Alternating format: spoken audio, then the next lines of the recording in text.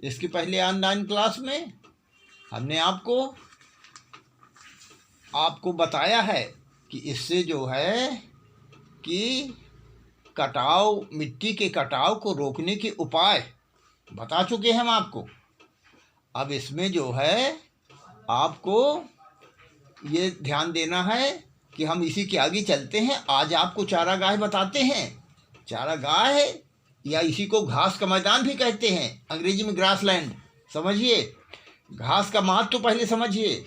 घास वनस्पति का छोटा सा लघु रूप है। गेहूं, जौ, चावल आदि को घासों की श्रेणी में रखा जाता है। इस दृष्टि से अधिकांश मानव जाति का मुख्य भोजन घास ही तो है। फिर घासों में सुगंधित द्रव्य भी होते हैं, जैसे खसखस। कागज के उत्पादन में सच्चाई घास का प्रयोग किया जाता है। जानते हैं ना सवाई घास का नाम? ना जानते हो तो समझ लीजिए। इसके उत्पादन में सवाई घास का प्रयोग किया जाता है। घास आहार ही नहीं बल्कि औषधि भी है। मिट्टी का कटाव रोकने में घास बड़ी प्रभावी होती है, क्योंकि घासों की जड़ें अन्य वनस्पतियों की तुलना में मिट्टी के कणों को आपस में अधिक बांध कर रखती हैं। ये तो आप जानते ही हैं।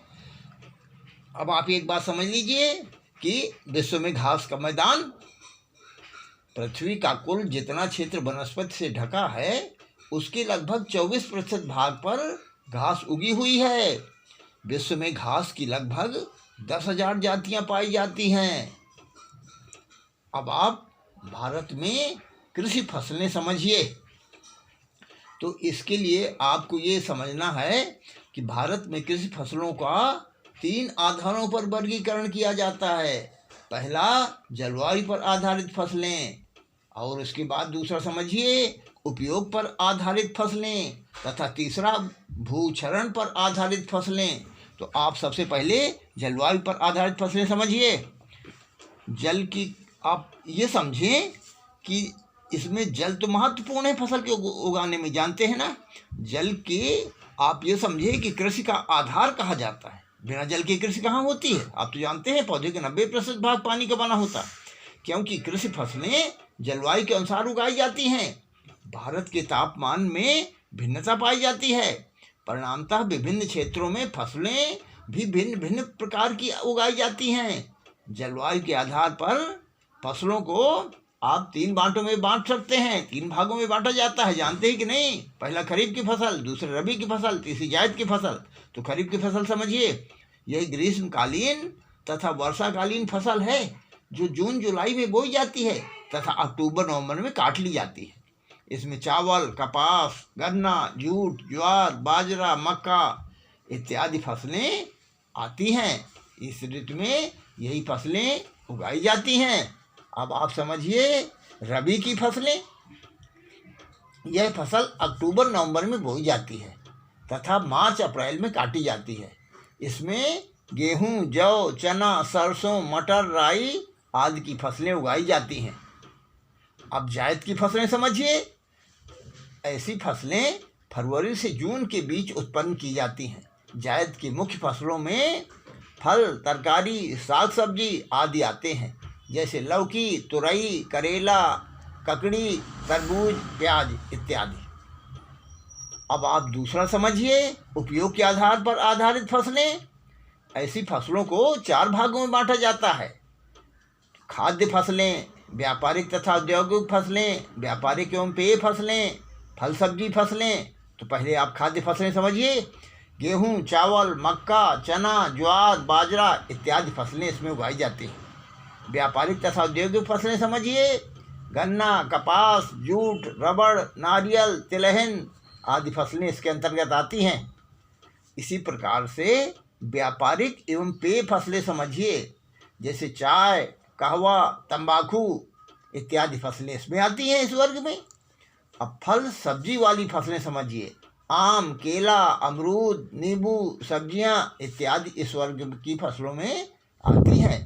आप एक बात और समझ लीजिए, भारत के कुल कृषि भूमि क्षेत्र के लगभग 76% भाग पर खाद्य फसलें तथा लगभग 24% भाग पर अखाद्य फसलें बोई जाती हैं। अब तीसरा भी समझ लीजिए आप, भूक्षरण पर आधारित फसलें। तो इन फसलों को आप इस प्रकार समझें कि इस आधार पर फसलों को दो वर्गों में विभक्त किया जा सकता है। पहला है भूक्षरण अवरोधी फसलें और दूसरा है भूक्षरण अरोधी फसलें। तो पहले आप समझिए भूक्षरण अवरोधी फसलें। आप इसको आप इस तरह भी समझ सकते हैं अंग्रेजी में कि इरोजन रेजिस्टेंट क्रॉप्स। समझ में आया कि नहीं? इरोजन रेजिस्टेंट क्रॉप्स, इसके में समझिए ऐसी फसलों के अंतर्गत वानस्पतिक आच्छादन अधिक होता है तथा पौधों की पारंपरिक दूरी कम होती है। ये फसलें भूमि कटाव को रोकती हैं। ऐसी फसलें दाल वाली फसलें जैसे उर्द, लोबिया, मूंग, ग्वार, मूंगफली आदि फसलें सम्मिलित की जाती हैं। अब आप इसमें एक बात और समझ लीजिए, छोटे दाने वाली फसलें जैसे गेहूँ, जौ, जई आदि ये विभिन्न प्रकार के इसमें सम्मिलित हैं। तीसरी प्रकार है जो विभिन्न प्रकार की घासें हैं, इसके अंतर्गत आती हैं जैसे अंजन, कुशल, दूब घास आदि इस वर्ग में आती हैं। अब दूसरा समझ लीजिए आप, भूक्षरण अरोधी फसलें यानी इरोजन परमिटिंग क्रॉप्स।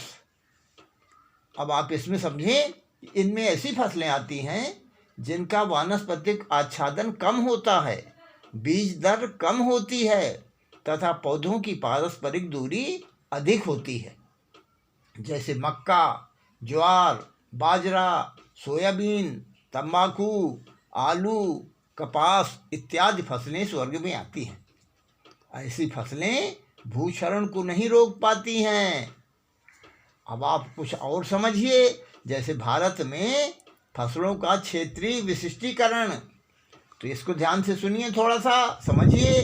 भारत की जलवायु तथा मिट्टी में विभिन्नता के कारण यह विविध उपजों वाला देश बन गया है। जानते हैं कि नहीं? इस कारण देश में फसलों का क्षेत्रीय विशिष्टीकरण हो गया है।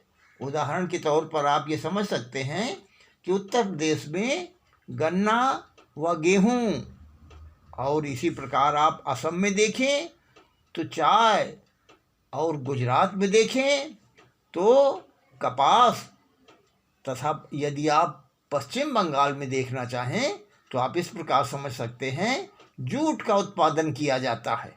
समझ में आ गया ना? समुद्रों के किनारे नारियल की खेती की जाती है। शुष्क मौसम में लाल मिट्टी में जानते हैं क्या होता है?